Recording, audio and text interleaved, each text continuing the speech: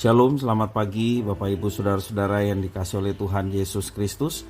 Berjumpa kembali bersama saya Pendeta Eka di dalam renungan firman Tuhan pada hari ini, hari Jumat 31 Desember 2021. Firman Tuhan pada hari ini sampai kepada dua pasal sekaligus, yakni pasal yang ke-40 dan 41. Kiranya firman Tuhan yang kita baca memberkati kita sekalian. Baik, sebelum kita akan merenungkan bagian pasal yang kita baca hari ini, kita akan berdoa terlebih dahulu. Tuhan Allah Bapa di surga, yang kami puja sembah di dalam Yesus Kristus, Tuhan dan Juru Selamat kami. Kami sungguh bersyukur dan berterima kasih kepada Tuhan yang terus memelihara hidup kami. Kami juga mengucap syukur hari yang baru Tuhan percayakan pada kami untuk kami menjalaninya. Karena itu kami mau terus mengisi hati dan pikiran kami dengan kebenaran firman-Mu. Mampukan kami ya Tuhan untuk kami dapat memahaminya, serta Engkau menolong kami untuk kami dapat menerapkan dalam kehidupan kami setiap hari. Terima kasih Bapa, terpujilah nama-Mu. Demi nama Tuhan kami Yesus Kristus, kami sudah berdoa dan bersyukur. Haleluya. Amin. Bapak Ibu Saudara-saudara yang dikasihi oleh Tuhan, kalau kita perhatikan di dalam dua pasal yang kita baca hari ini, sesudah Allah memberikan pertanyaan-pertanyaan kepada Ayub, ya, sebagai gugatan tentang posisi dan peran Ayub dalam kehidupan alam semesta dan pernyataan tersirat tentang siapa yang menciptakan dan mengatur alam semesta ini. Dalam pasal 38 ayat 1 sampai 39 ayat 33. Maka sekali lagi di dalam pasal yang ke-40 dan 41 ini, dengan gamblang dan tegas Tuhan menyatakan serta memperkenalkan dirinya. Dimulai dengan semacam pertanyaan yang membuat Tuhan tersinggung terhadap pembelaan Ayub. Ayat yang ketiga dikatakan, "Apakah engkau hendak meniadakan pengadilanku, mempersalahkan aku, supaya engkau dapat membenarkan dirimu?" Kali ini Tuhan lebih tegas dan keras bersikap terhadap Ayub, demikian juga teman-temannya. Bagaimana perasaan Tuhan menyaksikan Ayub dan keempat temannya beradu argumentasi dengan motif yang egoistis. Masing-masing pihak mau bertahan dan membenarkan diri sendiri. Perdebatan itu memberi kesan bahwa Tuhan sebagai objek, ya, bukan sebagai subjek. Sekali lagi, Tuhan sebagai objek akal budi manusia untuk pembenaran sikap pribadi, baik teman-temannya, demikian juga Ayub. Kita perhatikan di dalam ayat yang keempat dan kelima, ayat pasal 40. "Apakah lenganmu seperti lengan Allah, dan dapatkah engkau mengguntur seperti Dia? Hiasilah dirimu dengan kemegahan dan keluhuran.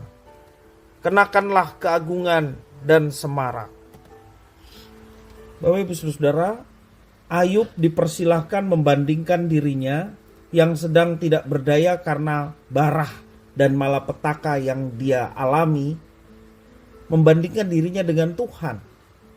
Kalau hasilnya Ayub lebih kuat daripada Tuhan, ayat yang ke-9 mengatakan, "Maka aku pun akan memuji engkau." Ini satu pertanyaan yang disampaikan kepada Ayub, ya, dari Tuhan.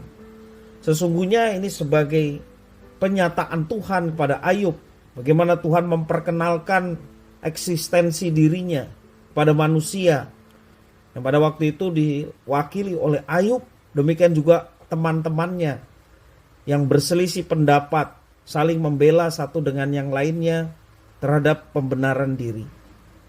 Kalau kita perhatikan lebih lanjut, Tuhan mengibaratkan keperkasaan dan kekuatan dengan gambaran seekor kuda Nil dan buaya. Itu ada dalam Ayub pasal 40 ayat yang ke-10 sampai pasal 41 ayat yang ke-1a. Ya. Kedua hewan tersebut, yakni kuda Nil dan buaya, adalah hewan yang sangat kuat dan tiada seorang pun yang dapat menaklukkannya, melainkan hanya Tuhan yang menciptakan binatang-binatang itu. Nah, kalau begitu apakah Ayub bisa dibandingkan dengan Tuhan? Tuhan mengumpamakan dirinya sebagai pahlawan perang dengan pakaian lengkap. Dikatakan dalam pasal 41 ayat 1b sampai 25. Tuhan tidak sedang menakut-nakuti Ayub, tetapi sebaliknya ia menghibur dan menguatkan Ayub. Ketika lemah dan tidak berdaya, kita bisa melihat Tuhan yang maha kuasa dan maha perkasa mengatasi kelemahan kita. Sekali lagi, peristiwa di dalam pasal 40 dan 41 ini Tuhan memperkenalkan diri kepada Ayub ya sebagai sang pencipta yang maha kuasa, termasuk berkuasa atas dirinya. Dan Tuhan memperkenalkan diri kalau dia yang berkuasa atas segala ciptaannya, termasuk Ayub sebagai manusia. Tuhan ingin supaya manusia menyembah dia, manusia percaya kepadanya. Karena dengan percaya kepadanya, menyembah dia, maka manusia akan mendapatkan kebahagiaan. Nah, Bapak Ibu Saudara, sekali lagi Tuhan tidak menakut-nakuti Ayub, tetapi ia ingin membandingkan kelemahan Ayub dibandingkan dengan kemahakuasaan dan kemahaperkasaannya Tuhan. Sehingga yang dimaksudkan adalah supaya Ayub menyandarkan hidupnya hanya kepada Tuhan.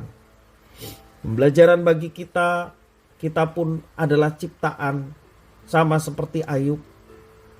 Ayub yang dikenal sebagai pribadi yang taat dan saleh. Demikian dia pun menjadi manusia yang sesungguhnya hanyalah ciptaan. Allah yang berkuasa mengatur segala kehidupan manusia. Dan Allah akan menyediakan yang baik bagi setiap hamba-hambanya yang mau hidup dalam ketaatan dan mengakui keberadaan Tuhan yang berkuasa atas kehidupan manusia. Pengakuan itu diimplementasikan dalam kehidupan yang taat, dalam kehidupan yang menyembah Dia. Maka Tuhan sumber segala berkat yang akan menganugerahkan berkat kepada anak-anaknya yang senantiasa mengakui Dia sebagai Tuhan yang berkuasa dan hidup dalam penyembahan kepadanya. Bapak Ibu Saudara-saudara yang dikasihi oleh Tuhan, marilah kita senantiasa sadar diri dalam kehidupan setiap hari. Kita adalah manusia biasa, kita hanya ciptaan Tuhan. Hidup kita bergantung kepada Tuhan, itulah kekuatan kita, orang-orang yang lemah. Dengan kekuatan yang dari Tuhan, kita akan dapat mampu menjalani kehidupan ini. Bahkan Tuhan akan menuntun kita dalam kemenangan. Kiranya firman Tuhan ini memberkati kita sekalian. Mari kita berdoa. Tuhan Allah Bapa di surga, terima kasih atas firman Tuhan. Sungguh kami mengakui kedaulatan Tuhan yang berkuasa dan perkasa. Engkau sang pencipta. Engkau juga yang mengatur segala kehidupan makhluk ciptaanmu termasuk kami. Tetapi kami bersyukur sebagai makhluk ciptaan Tuhan. Kami diberikan satu jaminan keselamatan di dalam Yesus Kristus. Itulah kebaikan Tuhan yang nyata dan terbesar dalam hidup kami. Karena itu kami mau menyandarkan hidup kami hanya kepada Tuhan. Karena hanya kepada Tuhan kami mendapatkan kekuatan untuk menjalani kehidupan di tengah segala kelemahan-kelemahan kami sebagai manusia. Sehingga kami mampu menjalani kehidupan ini dan bersama Tuhan boleh mendapatkan kemenangan. Terima kasih ya Tuhan, kami mau hidup kami terus dipimpin oleh Engkau. Sehingga hidup kami berkenan kepada Tuhan. Hanya di dalam nama Tuhan kami Yesus Kristus, kami sudah berdoa dan mengucap syukur atas firman Tuhan. Haleluya. Amin.